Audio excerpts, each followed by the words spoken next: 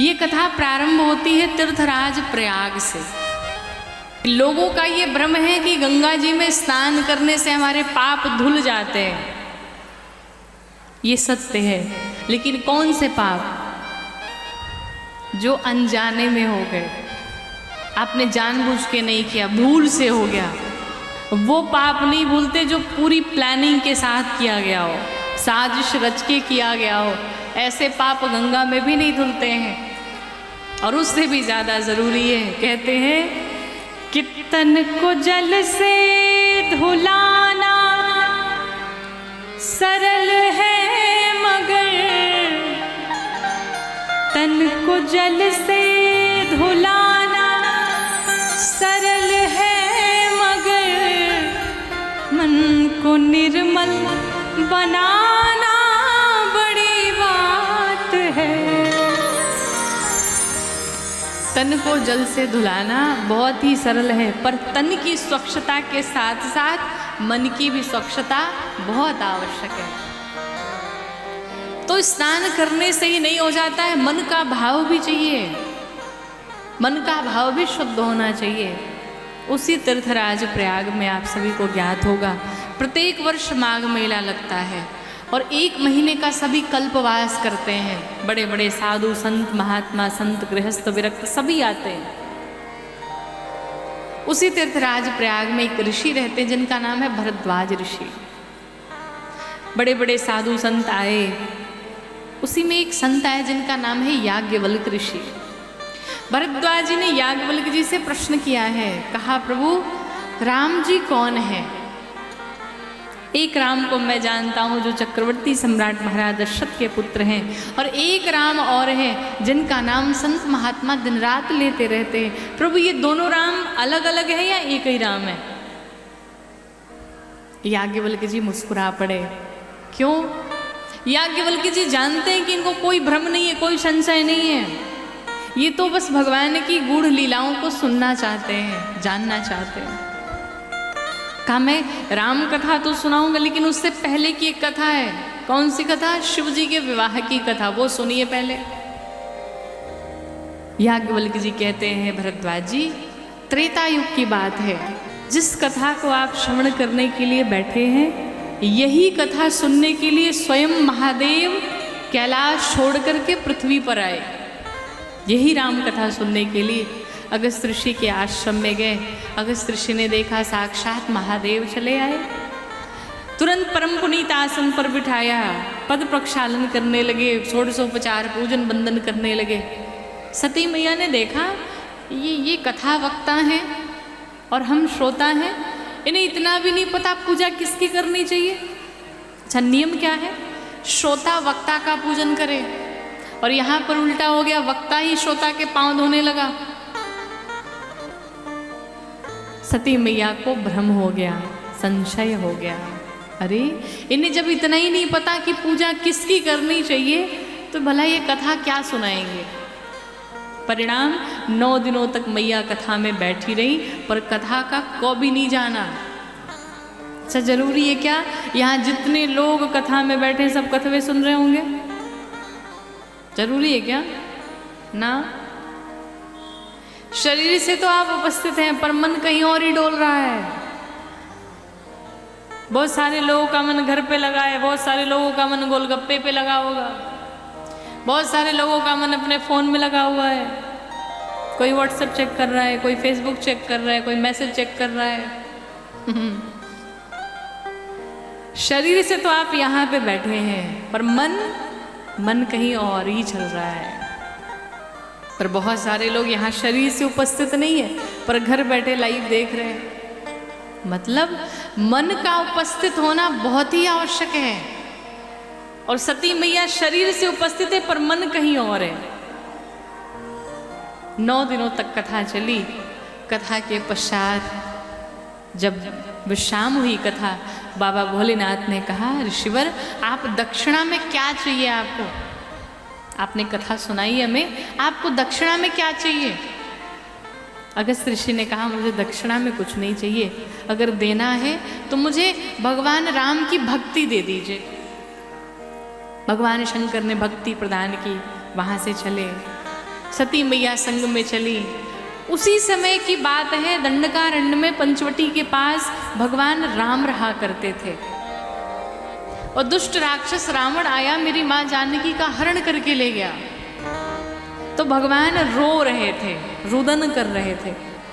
क्यों कर रहे थे? इसके पीछे भी कारण है। हमने संतों से सुना है, कहते हैं कि जब भगवान राम चले उधर दंडकारण्य में तो जितने संत थे सभी गोरे गोरे से पत्थर उठा के हाथ में खड़े थे। क्यों खड़े थे महाराज? कि राम जी आएंगे, उनके पाँव में कोई बूटी लगी है, बूटी के स्पर्श से पत्थर की शिला नारी बन जाती है, तो हम लोग भी पत्थर छुआएंगे और बढ़िया बढ़िया नारी हमको भी मिल जाएगी। तो राम जी ने देखा, अरे संतों की ये स्थिति हो जाएगी तो गृहस्थ फिर क्या करेंगे? ये तो गलत बात है। तो राम जी रोना शुरू किए, और जब रोना शुरू किए तो एक संत ने पूछा, ये राम जी रो क्यों रहे हैं?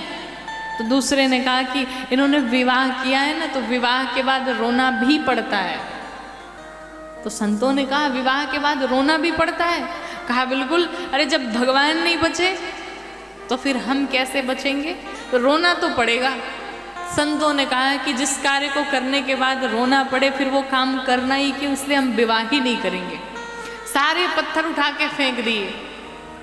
इसलिए राम जी रो रहे थे संतों के कल्याण के लिए, और माँ सती को लगा कि ये भगवान होते हुए रो रहे हैं। भगवान ने जैसे ही देखा, राम जी को प्रणाम किया, जय सच्चिदानंद परम धाम आपकी जय हो, आपकी जय हो, आपकी जय हो, 3 बार जय जयकार किया। सती आप भी प्रणाम करिए इन्हें। मैया सती ने कहा, ये भगवान है, ये भगवान नहीं हो सकते। क्यों?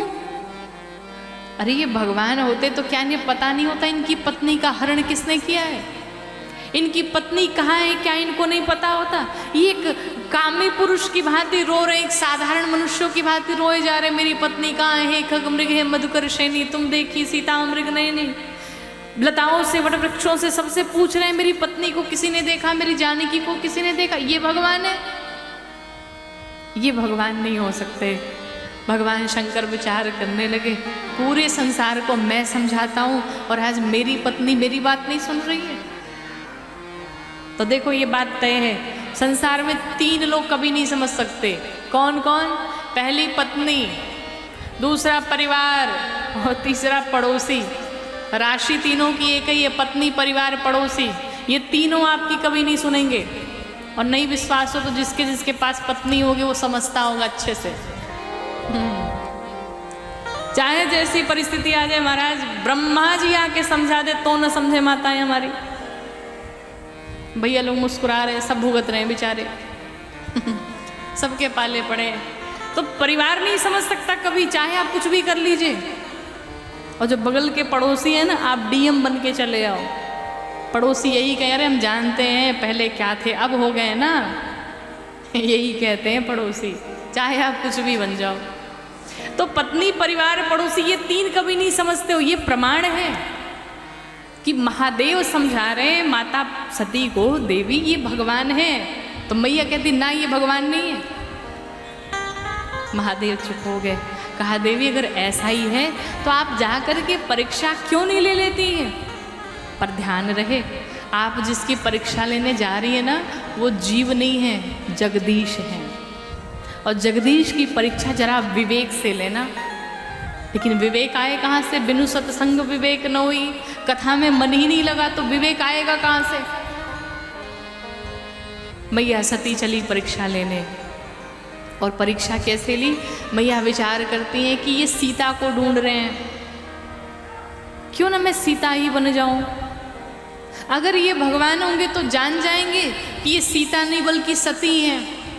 और अगर भगवान नहीं होंगे तो सीता सीता कहते मेरे पास दौड़ते चले आएंगे, मैं सीता ही बन जाती हूँ।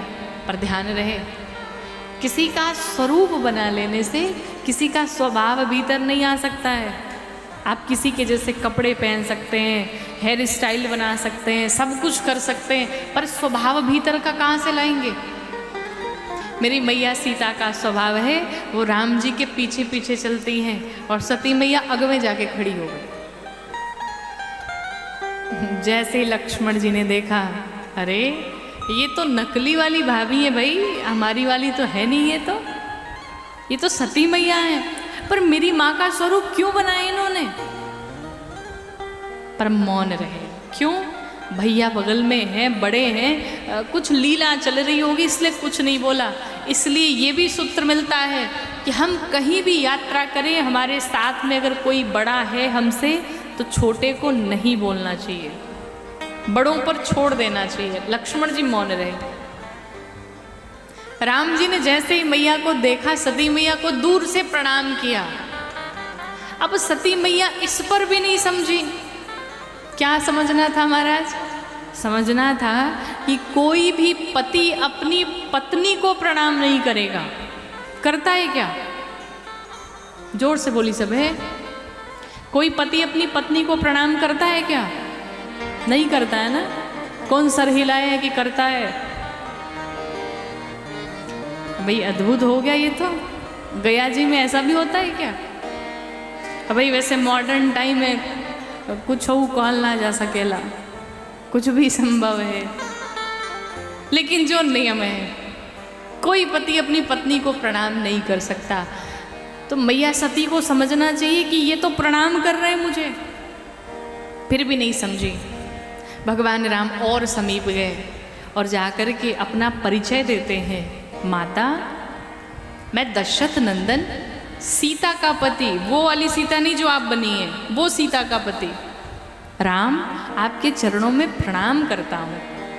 अब तो जैसे ही सती मैया ने देखा ये तो पहचान गए। अब क्या करूँ? शर्मिंदा है,